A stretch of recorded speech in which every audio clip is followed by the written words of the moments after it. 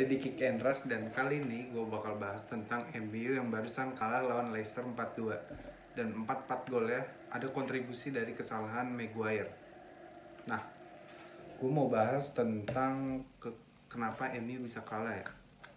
Gue mungkin mau review sedikit pertandingannya karena gue nggak nonton seluruhnya, gue cuma nonton mungkin secara akumulatif 30 menit sampai 40 menitan lah.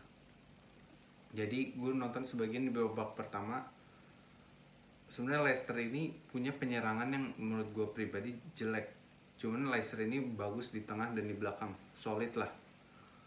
Dan MU kan dapat gol pertama itu menurut gue dari tendangan spekulatif. Nah itulah yang gue maksud dari gol-gol skill individu.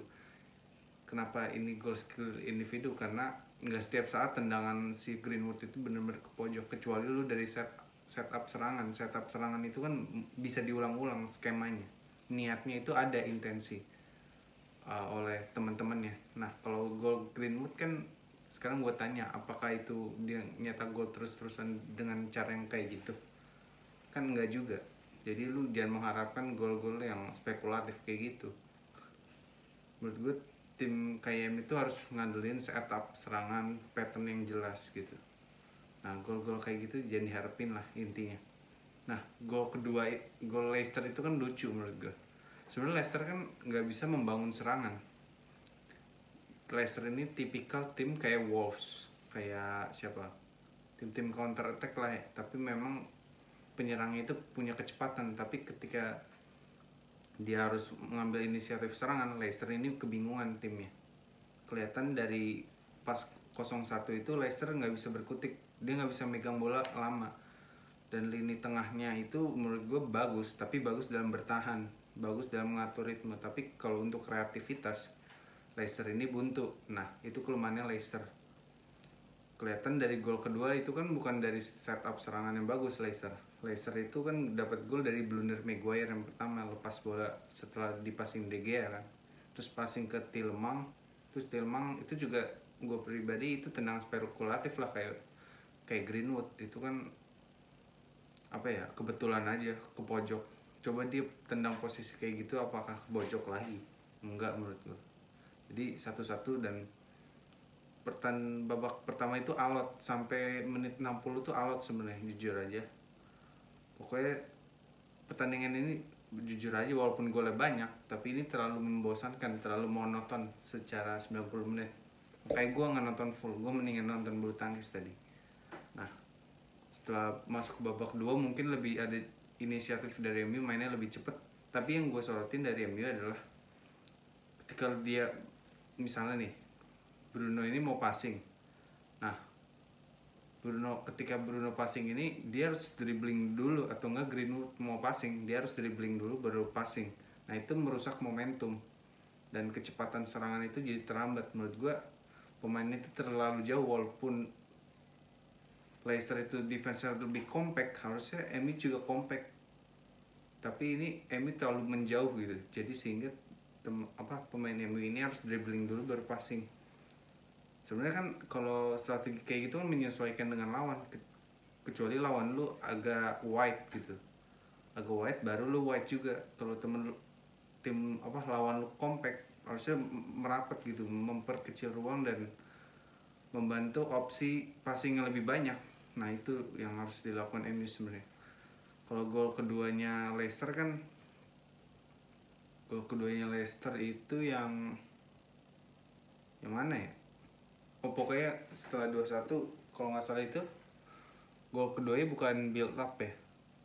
Oh ini corner itu kan menurut gue bukan build up serangan, itu kan spekulatif. Nah itu kan setelah gol yang corner itu kan dapat kemelut Leicester, terus ada kemelut di depan gawang, terus Soyuncu ngambil bolanya dan gol gitu.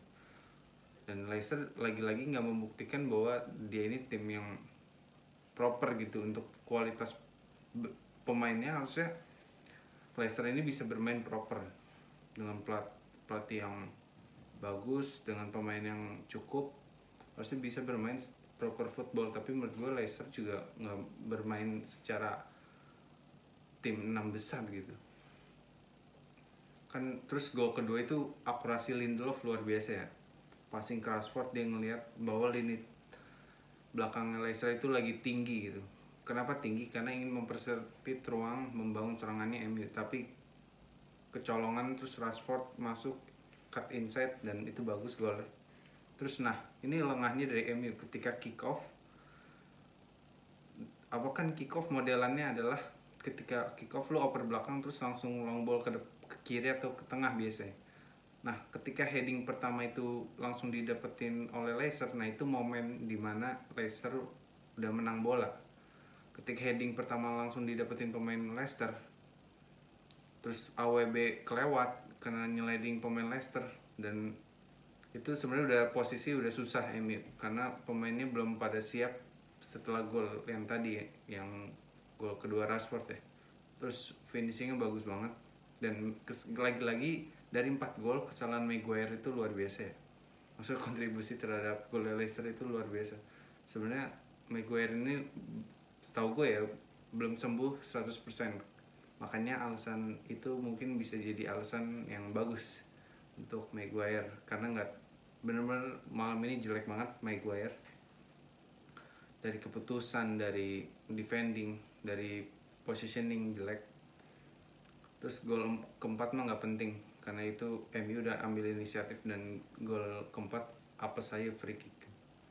Jadi secara overall sih MU ya nggak berubah, MU tetap MU yang kayak musim-musim lalu, cuman dengan pemain yang lebih bagus, mungkin kebantu sedikit. Tapi ketika memang pemain lu lagi ngedown, lu nggak bisa ngandelin skill individu terus, lu butuh namanya sistem. Nah, Ronaldo kan tadi nyanyiin 20 peluang emas. Nah, lu nggak bisa salahin Ronaldo karena Ronaldo itu udah mencetak banyak gol untuk MU, untuk banyak menyelamatkan poin-poin MU di musim ini. Jadi pemain mah bisa aja ngedown, tapi dimana ada intensi untuk menyiapkan strategi yang proper, lu bisa aja menang walaupun pemain lu lagi ngedown. Contoh Liverpool musim lalu, Salah, Mane, Firmino ngedown tapi masih bisa peringkat 3 besar dan banyak pemain yang cedera. Nah, itulah menurut gue fungsinya sistem ya. Sistem itu bisa menyelamatkan ketika tim lu ngedown atau pemain-pemain penting lu ngedown. Nah, itu aja sih menurut gue. Jadi itu mempersulit MU ya untuk musim ini. Peringkat 3 musim lalu peringkat 2 musim lalu apakah Big Four ya musim ini? Tapi menurut gue sih Big Four karena kualitas yang lain gak terlalu bagus sebagus MU.